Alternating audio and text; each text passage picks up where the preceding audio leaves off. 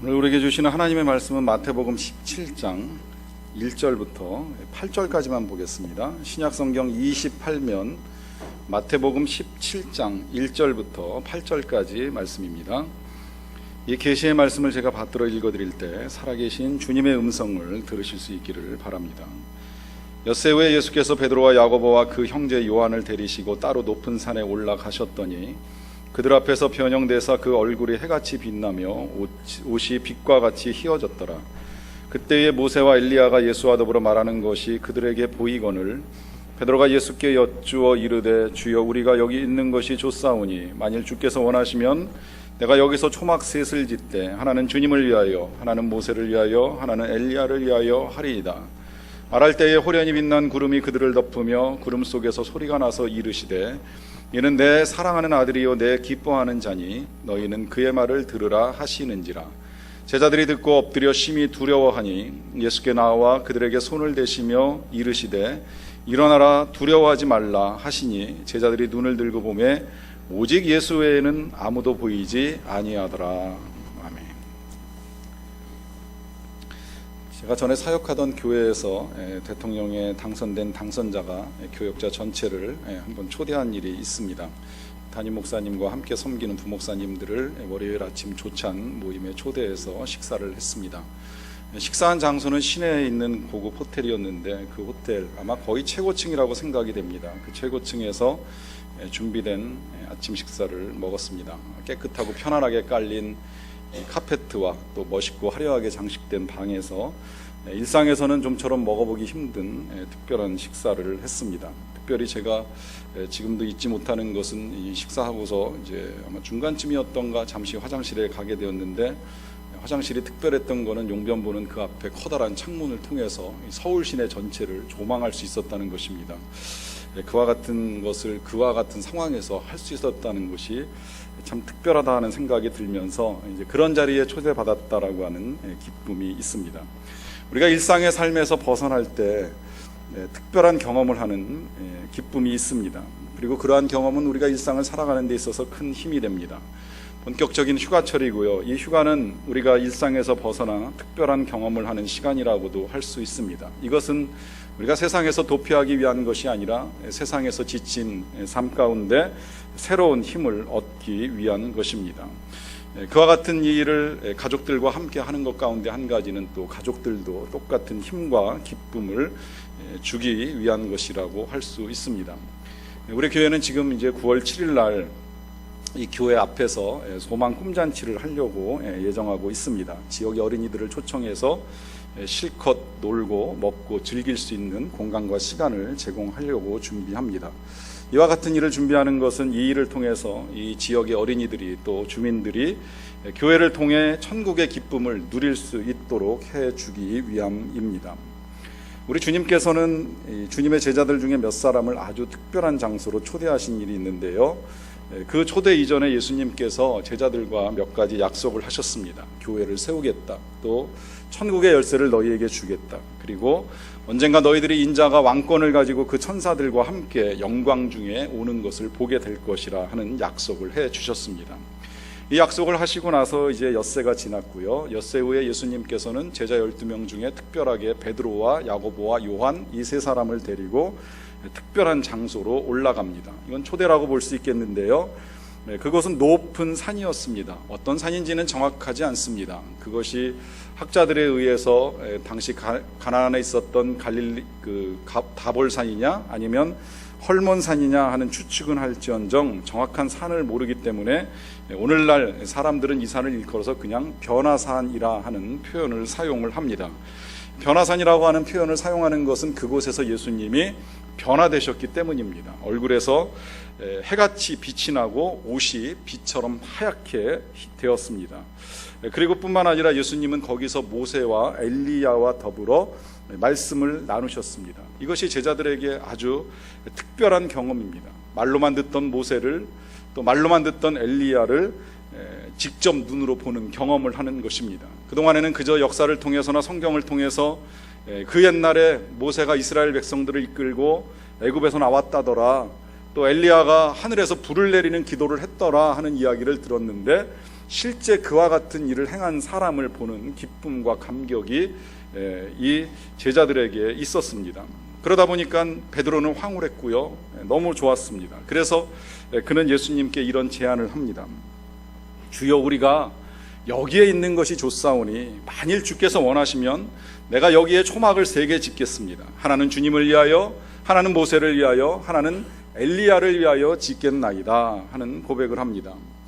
이 말씀 속에 베드로는 지금 자신이 특별한 경험을 하고 있는 것을 보여주고 있습니다. 너무나도 자기가 머무는 장소가 황홀하고 신비합니다. 떠나고 싶은 생각이 없습니다. 계속 있었으면 좋겠습니다. 그렇으니까 이곳에 집을 짓고 이곳에서 살고 싶다는 고백을 이렇게 간접적으로 드리면서 예수님께 간청을 하게 됩니다.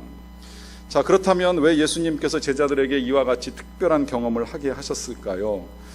먼저 그 첫 번째 이유를 찾자고 하면 그것은 이 제자들을 격려하기 위한 것입니다. 이 예수님께서 변화되신 모습을 보는 것이 모든 사람이 다 누릴 수 있는 보편적 경험이 아닙니다. 보편적 경험이 아니다 보니까 황홀하겠지요. 남들이 겪는 걸 내가 똑같이 겪는다고 하면 그건 뭐 특별하게 이야기할 것이 되지 못합니다. 그렇기 때문에 그들은 지금 특별한 경험을 하고 있는데요, 특히 이 경험 후에 예수님께서는 3명의 제자들에게 예수님께서 죽은 자 가운데서 다시 살아나는 부활이 있기 전까지는 오늘 본 것을 아무에게도 말하지 말라고 당부하십니다. 하지만 제자들 입장에서 말은 못하지만 이 일을 잊을 수는 없겠지요. 어떻게 잊겠습니까? 천국을 다녀온 것이나 다름없는 이 경험을 잊어버린다면 안 되겠지요. 그래서 나중에 이 베드로가 베드로 전서 쓰고 나서 후서를 쓸 때 가서 이 베드로 후서를 쓰면서 이것이 자신의 생애에 있어서 가장 영광스러운 경험이라 하는 고백을 합니다. 자, 그렇다면 이제 왜 예수님께서 이와 같은 고백이 가능하도록 경험을 시켜주셨을까 하는 것인데요, 그건 이 제자들이 격려가 필요한 상황이기 때문입니다. 그것은 이러한 영광스러운 경험이 굳건한 믿음을 도와주기 때문입니다. 앞으로 이 제자들이 겪게 될 여러 가지의 시련과 환난 속에서 그것을 이길 만한 힘이 이와 같은 경험을 통해서 공급되기 때문입니다. 모세가 이스라엘 백성들을 인도해가는 과정 중에 백성들로 인하여 마음이 지칠 때가 있었습니다. 그것은 이 백성들이 우상을 만들었을 때인데, 물론 처음부터 그렇게 힘들어하진 않았어요. 오히려 하나님께서 화가 나셨고 하나님이 그 백성을 멸하시겠다고 말씀을 하시니까 모세는 그 백성을 막아서서 하나님께 용서를 구했습니다. 근데 그러고 나서 보니까 속이 상한 거예요. 이 백성을 이끌어내기 위하여서 하나님께서 애굽의 10가지 재앙을 퍼부어 주시고 홍해를 갈라주시고 하늘에서 만나를 내려주시고 반석 사이에서 물이 나게 해 주셨는데, 그와 같은 기적과 능력을 경험한 이 백성이 하나님을 섬기지 않고 우상을 섬기는 모습을 보니까 지쳐버린 거예요. 마음이 상해가지고 더는 못 가겠다고 힘들다 하는 생각을 갖게 된 겁니다. 하지만 아니 갈 수 없으니 모세가 어찌할까 하는 생각 가운데 하나님께 한 가지를 요청합니다. 딱 한 가지입니다. 하나님, 영광을 보여주십시오. 하나님의 영광을 보여주십시오. 이 모세의 간청을 들으신 하나님께서 하나님의 앞모습을 보여주시지는 아니하셨지만 돌아서면서 하나님의 뒷모습을 보여주고 가셨습니다. 이 한 가지의 사건, 하나님이 보여주신 그 영광의 뒷자락 하나 때문에 모세는 그 이후로 다시 큰 힘을 얻고 이스라엘 백성을 이끌고 광야를 지나갑니다. 그 광야 속에서 정말 실망스러운 일도 만나고 힘든 일도 만나지만 다 참고 나아갑니다. 그것은 하나님께서 보여주신 그 영광이 그에게 크나큰 격려가 되었기 때문입니다. 제가 전에 섬기던 교회에서 처음에 맡은 부서가 국내 선교부입니다. 국내 선교부의 사역 가운데에는 교회가 지원하는 지방과 시골의 이 여러 어려운 형편이 힘든 교회를 지원하고 도와주는 사역을 하는 일이었습니다. 청원서가 올라오면 그 청원서의 내용을 검토하고 타당하다 싶으면 그 청원한 교회에 여러 가지 재정적인 지원을 해주는 일들이었습니다. 요청을 받고 지원하는 일들을 해나가는 과정 중에 이것만 가지고 위로가 되고 이것만 가지고 힘이 되겠는가 하는 생각이 들어서 특별히 세미나를 준비했습니다. 2박 3일 동안 사역하시는 목사님, 사모님 부부를 이제 수원에 있는 소망 아카데미로 초청을 해서 귀한 시간을 보낼 수 있도록 도와드리는 일이었습니다. 오시는데 불편하시지만 자녀들은 좀 가능하면 맡기시고 이제 두 분만 오시라. 자녀들로 시간으로부터조차도 좀 다 부담을 내려놓으시고 편안하게 시간을 보내실 수 있도록 그렇게 부탁을 드렸고요. 오가시는 과정 중에 교통비는 어디가 됐든지 실비로 다 정산을 해드리겠다고 해서 제주도에서 오신 분은 비행기 값까지 다 제공을 해드렸습니다. 그리고 이제 오셔서 2박 3일 계시는 동안에는 소망 아카데미에서 해드릴 수 있는 가장 좋은 음식을 준비해가지고 매일같이 식사를 하실 수 있도록 도와드렸고요. 그거 가지고는 좀 부족하다 싶어서 한 번은 이제 밖으로 모시고 나가서 수원에 있는 왕갈비로 고기를 실컷 드실 만큼 드시게 해드리고, 또 마지막 날 점심은 63빌딩 뷔페로 모시고 가서 이제 드시고 싶은 걸 드실 수 있도록 그렇게 해드렸습니다.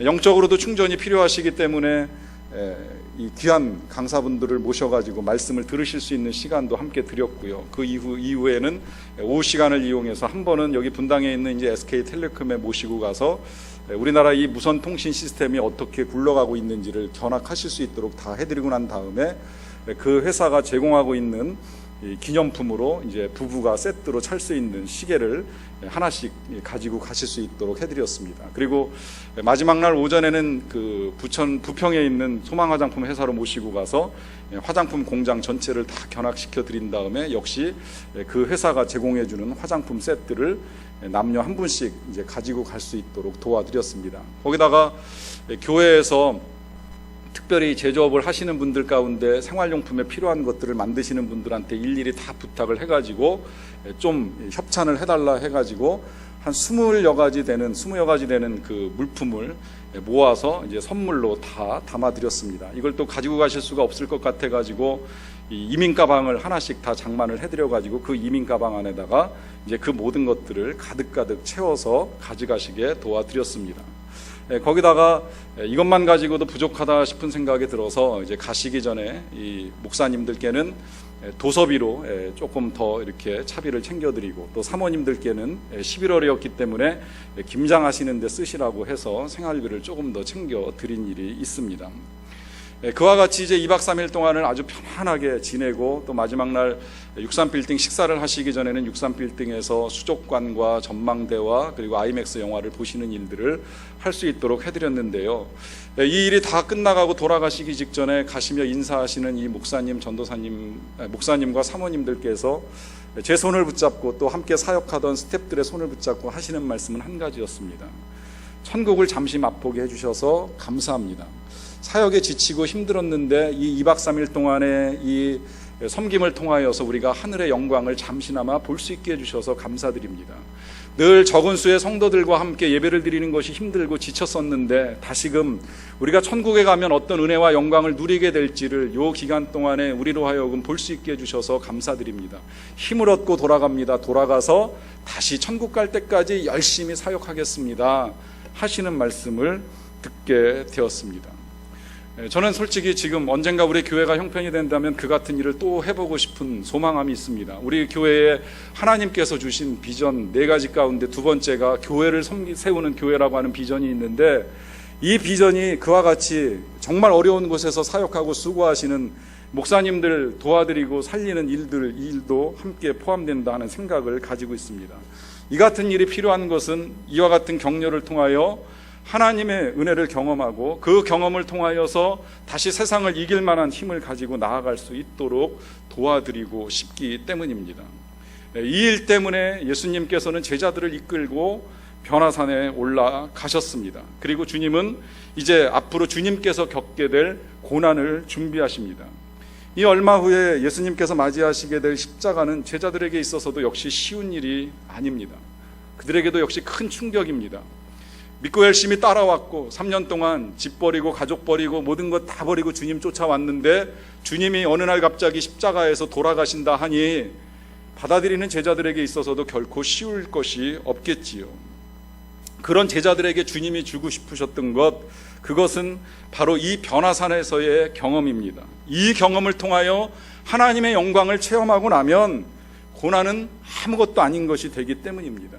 하나님의 그 무한하신 영광을 경험한 사람에게 있어서 이 세상에서의 고난 능히 극복이 가능합니다. 여러분, 이 하나님이 보여주시는 영광은 우리가 지상에서 경험하고 있는 영광과는 전혀 다릅니다. 제가 앞서 소개해드렸던 대통령 당선자와의 초대를 받고 특별한 곳에 가서 특별한 경험을 했다고 해서 그것이 나의 삶을 영적으로 지탱해 주지는 않습니다.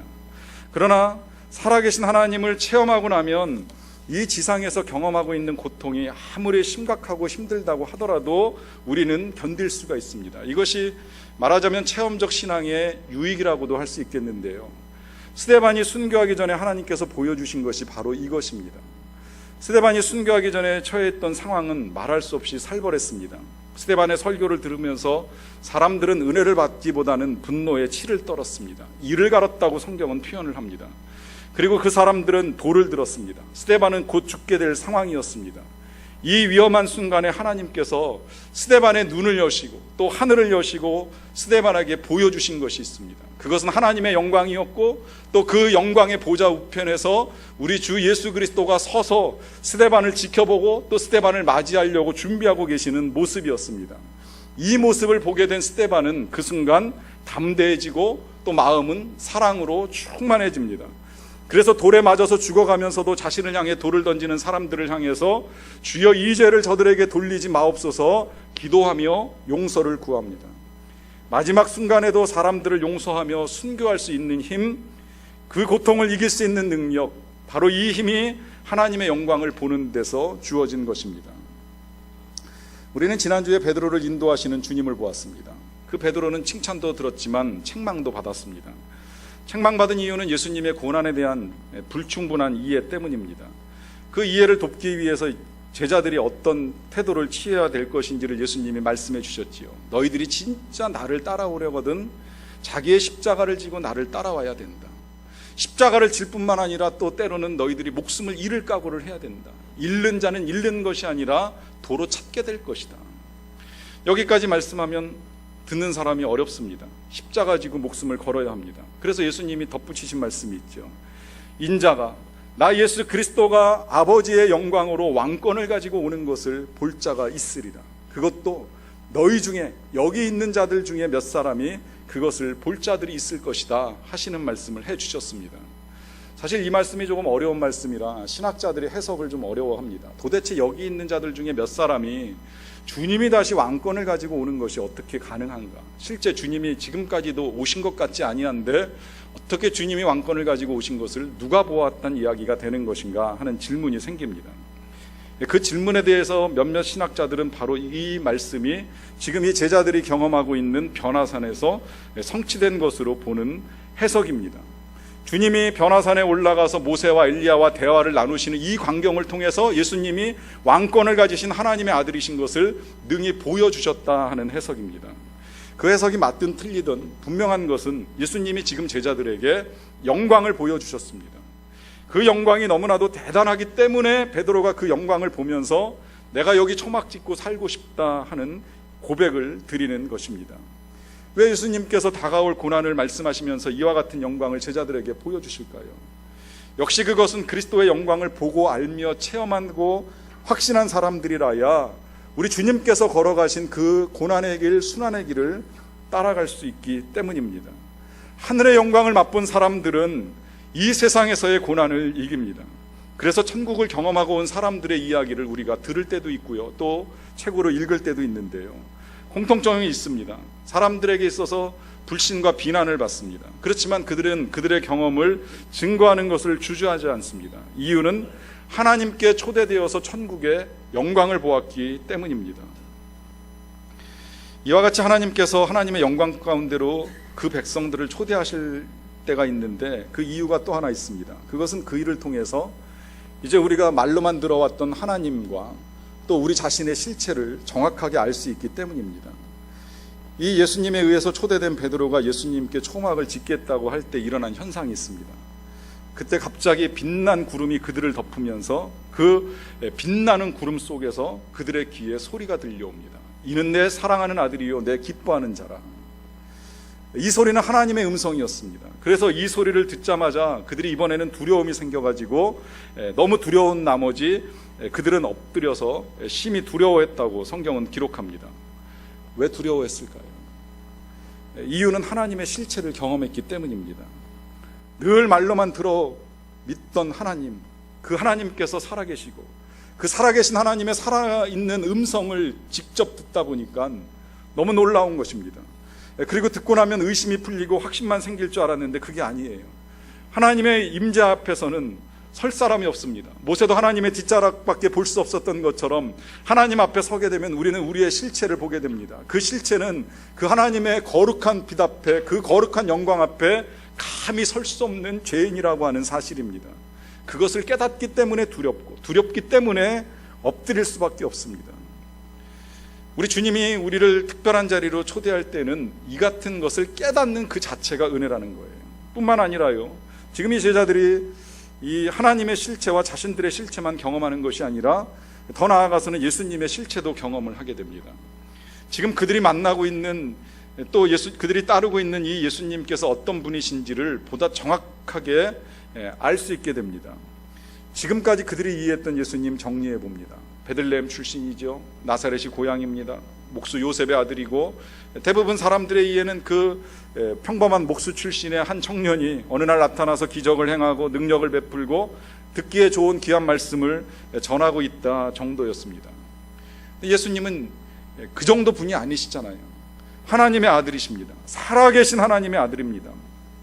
비록 사람의 몸에서 태어났지만 성령으로 잉태된 하나님의 아들. 그래서 장차 이 예수님을 전하게 될 제자들에게 자신이 하나님의 아들이신 것을 분명하게 알도록 지금 아주 특별한 경험 가운데 초대하신 것입니다.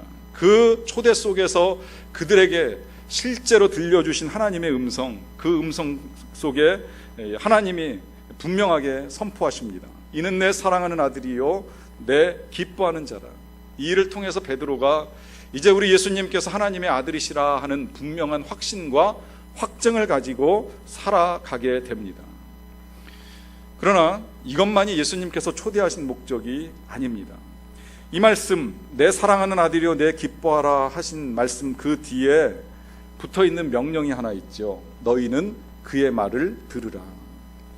이 말씀 속에 이제 예수님께서 오늘 그들을 이 변화산으로 초대하신 궁극적인 목적이 드러납니다.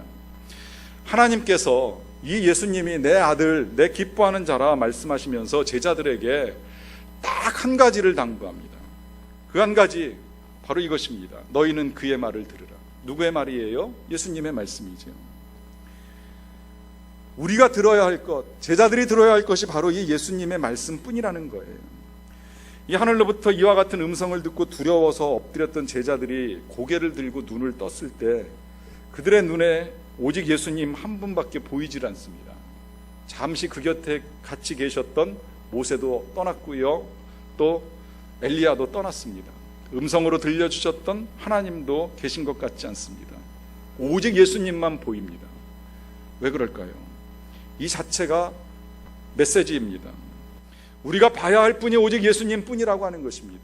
우리가 들어야 될 것이 오직 예수님의 말씀 뿐이라고 하는 것입니다. 왜냐하면 예수는 우리 믿음의 주여, 우리를 온전케 하시는 분이시기 때문입니다. 그리고 그분의 말씀에 청종하며 살아가는 것이 우리의 믿음입니다. 그분의 말씀을 듣고 그분의 말씀에 순종하며 살아가는 것이 남은 생애를 살아나가는 동안에 우리가 이 세상에서 해야 될 일이 되기 때문입니다. 우리가 일상을 살면서 날마다 특별한 초대를 받는 것은 불가능합니다. 만약에 매일같이 그렇게 특별한 초대를 받는다면 그건 더 이상 특별하지 아니한 일상이 되겠지요. 중요한 것은 우리의 이 일상 속에서 날마다 반복되는 이 지극히 평범한 일상 속에서 하루를 살아갈 수 있는 힘과 능력을 공급받는 것인데요, 그 힘이 바로 우리 주님의 말씀에 있습니다.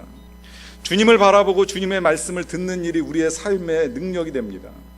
우리가 살면서요, 뜻하지 아니한 시련을 이기기 위해서 특별한 체험을 하는 것이 필요하기는 합니다.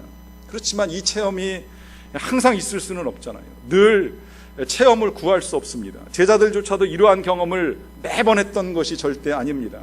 중요한 것은 그러한 특별한 체험을 한 뒤에 다시 주님 앞에 와서 주님의 말씀을 붙들고 그 말씀에 순종하며 살아가는 것이 필요합니다. 여러분이 복음서가 만들어지게 된 경위를 잘 생각을 해보세요. 처음부터 예수님 때 예수님이 직접 쓰신 책이 아닙니다. 예수님의 제자들도 처음부터 이 성경을 쓰려고 생각하지 아니하였습니다. 그들은 예수님을 직접 만났고 또 예수님께로부터 직접 듣는 일만 했던 사람입니다. 그리고 예수님이 승천하시고 성령의 감동을 받은 다음에는 그 예수님을 증거하면서 남은 생애를 보내게 되지요. 근데 이 예수님을 증거하는 삶의 여정이 결코 그렇게 녹록하지 않았습니다. 처음엔 좀 좋았어요. 능력도 나타나고 사람들도 회개하고 예수를 믿고 예수님께 나아오는 사람들이 늘어나면서 재미도 있었습니다. 그런데 그 재미가 있는 만큼 핍박도 커졌습니다. 핍박이 커지면서 힘들어졌어요. 교회에 어려움이 닥쳤습니다. 그 어려움 가운데 예루살렘 교회가 뿔뿔이 흩어지는 아픔을 겪습니다. 그리고 도망을 가야만 했습니다. 흩어져서 교회를 세웁니다. 교회를 세워서 열심히 신앙생활을 해나가는데 거기까지 쫓아와서 죽이려고 하는 사람들이 점점 늘어납니다. 그리고 동료 그리스도인들의 순교의 소식들이 귀에 들려옵니다. 얼마나 불안하고 얼마나 힘들었겠습니까?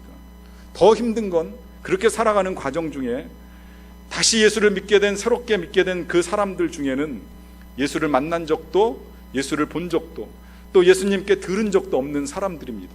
또 1세대의 제자들은 그래도 예수님을 직접 만났지만 다음 세대에 태어난 자녀들은 더더욱 예수님을 볼 수도 없었고 만난 적도 없는 자녀들입니다. 이 자녀들에게 어떻게 예수를 전하고 예수님의 말씀을 가르칠 것인가 고민하던 제자들 가운데 몇 사람이 붓을 들어서 성경을 쓰기 시작을 합니다. 예수님의 생애를 알리자, 예수님의 말씀을 알리자. 이 험난하고 힘든 세상 속에서 저들의 신앙을 붙들어주고 저들이 믿음을 가지고 살아나갈 수 있는 힘, 그것이 어디에 있겠는가? 우리가 지금까지 보고 들은 것들에 대하여 기록을 남겨놓는 일이다. 여러분, 이 기록이 성경이 되었고 이 성경은 지금도 살아 운동력 있는 말씀으로 우리의 귀에 들려지고 있습니다. 그래서 이 베드로가 베드로후서 1장에서 이 변화산의 특별한 경험을 말하면서 그 뒤에 덧붙이는 말씀이 있습니다. 그 말씀이 바로 이런 말씀인데요. 또 우리에게는 더 확실한 예언이 있으니, 이 확실한 예언이라고 하는 것이 바로 성경 말씀입니다. 이 말씀이 예수님께서 과거 오실 것에 대한 말씀이었고 또 그 이후에 장차 오실 예수님에 대한 확실한 예언입니다.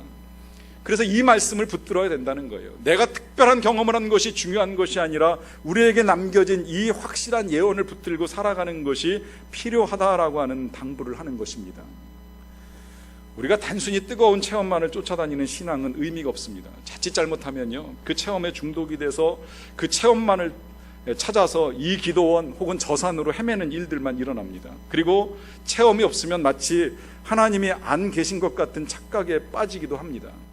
신앙이라고 하는 건 특별한 체험을 쫓는 것이 아니라 날마다 예수님의 말씀을 듣고 그 말씀에 순종하는 것입니다. 혹 예수님께서 특별한 체험을 주신다면 그 체험조차도 역시 말씀의 순종을 위해서 주시는 은혜입니다. 오래전에 기독교 월간지에 소개된 간증이 하나 있는데요, 남한산성에서 만난 예수님이라 하는 제목의 간증입니다. 이 간증의 주인공은 IMF 때 회사의 구조조정에 휘말리게 됩니다. 회사가 어려워진 것을 감지했고요, 구조조정 중에 있다 보니까 자신도 그 구조조정의 대상이 될 수도 있다라고 하는 생각 가운데 근심하며 하나님께 기도합니다. 그의 기도는 한 가지였어요. 하나님, 붙어있게 해주세요. 이 회사에서 붙어있게 해주세요. 이 회사에서 쫓겨나지 않게 해주세요. 이 회사에서 퇴출당하는 일이 있지 않도록 도와주세요. 날마다 간절한 마음으로 하나님께 매달려 기도했습니다. 근데 안타깝게도 그는 결국 그 구조조정에 회사를 떠나게 됩니다.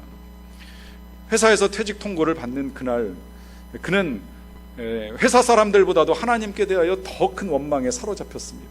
이 원망은 배신감이라고도 할 수 있습니다. 그렇게 기도했는데, 그렇게 간절히 매달려 기도했는데 하나님께서 내 기도를 들어주시지 아니하심에 대한 그 배신감 때문에 그는 점점 하나님을 떠나게 됩니다. 교회 출석을 그만둔 건 말할 것도 없거니와 옆에서 권고하는 아내의 권고를 듣지 않습니다. 아내가 남편을 설득합니다. 여보, 참어. 여보, 그래도 신앙을 지켜야지. 하나님께서 당신에게 더 좋은 길을 열어주실 거야. 그 직장보다 더 좋은 직장이 열리지 않겠어? 하나님의 다른 계획을 좀 한번 신뢰해보자고. 그는 주일마다 교회를 가자고 실갱이를 벌리는 아내에게 냉정하게 말합니다. 하나님 없어. 웃기지 마. 하나님은 살아계시지 않아. 난 교회와 끝난 인생이야. 나한테 다시는 교회 가자고 하지 말어. 그는 주일마다 서울 시내를 배회하면서 헤매기 시작을 했습니다. 그리고 어느 주일날 남한산성으로 올라가던 길에 한 교회를 지나치게 되는데요, 그 교회를 지나쳐가는 과정 중에 그 교회를 다니는 것 같은 한 청년이 쫓아왔습니다. 쫓아와서 전도지를 건네주면서 전도하는 거예요. 선생님, 예수 믿으세요. 돌아서 전도지를 뿌리치면서 말했답니다. 살아계시지도 않는 예수님 믿으란 소리 함부로 하지 마라. 하나님은 없어. 소리를 지르고 돌아서는데 젊은이가 쫓아오면서 말합니다. 선생님, 하나님 살아계십니다. 하나님 믿으세요. 하나님 살아계십니다. 하나님 신뢰하세요. 계속 쫓아오며 소리를 지르는 이 젊은이를 뒤로하고 산 높은 곳에 올라가는데 젊은이는 쫓아오지 않는다고 생각을 했습니다. 그런데 이 귓가에 계속 청년의 말이 따라오더라는 거예요. 하나님 살아계세요. 하나님 신뢰하세요. 길을 막아도 들려옵니다. 그 소리가 떠나질 않습니다. 아무리 떨쳐버리려고 해도 그 소리가 귓가에 매달려가지고 좀처럼 떨어지지 않고 계속 그의 귀를 울립니다. 하나님 살아계세요. 하나님 신뢰하세요. 결국 그는 산으로 올라가서 조그만 빈터에 쭈그리고 앉았습니다. 눈물이 쏟아집니다. 회개의 기도가 나오기 시작을 했습니다. 원망이 아니라 통회의 눈물입니다. 그리고 그 자리에서 살아계신 하나님의 성령이 자신의 가슴을 만지고 흔드는 것을 느꼈다 합니다. 거기서 서너 시간 동안 통곡을 하고 기도하고 내려오게 됩니다. 그 기도의 내용은 이런 것이었습니다. 하나님, 제가 잘못 알고 원망했습니다. 그리고 하나님 살아계십니다. 하나님 신뢰합니다. 그는 찬양을 하며 그 산을 내려오면서 정말 세상에서 그동안에 볼 수 없었던 아름다운 하늘과 춤추는 것과 같은 나무를 보았다고 간증을 하고 있습니다. 여러분들이 힘들고 어려울 때 이와 같은 경험을 하시기를 축원합니다. 살아계신 주님의 초청을 받고 주님을 만나기를 바랍니다. 그러나 혹 그 초청을 받을 수 없을 때 여러분들도 그 청년을 통해서 그분에게 들려주셨던 이 말씀을 듣기를 바랍니다. 하나님 살아계십니다. 하나님 신뢰하시기 바랍니다. 이 말씀 듣고 순종하여서 하나님 신뢰하여서 삶의 강한 능력들을 가지고 살아갈 수 있는 저와 여러분 다 되시기를 간절히 축원합니다. 기도하시겠습니다. 사랑하는 성도 여러분, 하나님께서 여러분들을 오늘 이 시간 이 자리로 초청하셨습니다. 여러분들이 선택하여 오신 것 같지만 실상은 주님의 초청이 있었기에 여러분들께서 이 예배의 자리에 나아올 수 있으셨습니다. 여러분들을 초청하신 주님이 지금 이와 같이 말씀하십니다. 수고하고 무거운 짐진 자들아, 다 내게로 오라. 내가 너희를 쉬게 하리라. 여러분, 어떤 짐을 가지고 나오셨습니까? 어떤 짐을 가지고 나오셨든지 하나님 살아계십니다. 그리고 그 하나님 신뢰하십시오. 신뢰하시고 쉬게 하리라 하시는 주님의 말씀 믿고 주님께 여러분들의 짐을 내려놓으십시오. 소망을 아뢰십시오. 기도의 제목을 가지고 드리십시오. 주님이 들으실 것입니다. 그렇게 우리를 이 자리로 초청하신 주님 앞에 우리의 마음의 생각과 소원과 무거운 짐을 잠시 고백하며 내려놓는 시간을 함께 갖도록 하겠습니다.